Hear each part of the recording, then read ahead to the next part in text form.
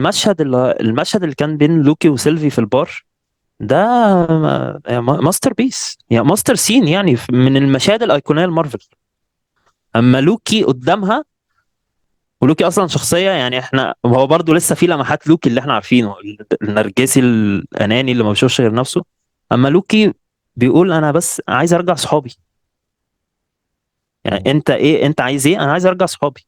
يعني هي اي كاركتر في الدنيا في السينما يعني بيبقى ليها حاجتين. المفروض الكاركتر المكتوبه صح يعني بيبقى ليها حاجه هي عايزاها وحاجه هي محتاجاها. فهو عاوز ايه؟ هو عايز يحمي التي في ايه ويرجع التايم لاين تاني مظبوط. لكن الحاجه اللي هو محتاجها دي هي ما احنا ما كناش نعرفها. او احنا عارفين ان لوكي عايز يبقى شخص كويس، بس ما كناش عارفين ايه بالظبط. لا، هو الراجل مم. بيقول انا مش عايز اعيش لوحدي، انا مش هقدر. انا عايز صحابي والناس دي تبقى حواليا تاني. فده بيأنسن شخصية لوكي تاني عشان خاطر لما توصل بقى للنهاية ان هو تبقى بقى هو انت اللي ماسك الايموشنز التايم بتاعتك. لاينز بعد بدل هي هو ريمينز. وبقى لوحده، يعني هو هنا بقى التضحية. وضحى.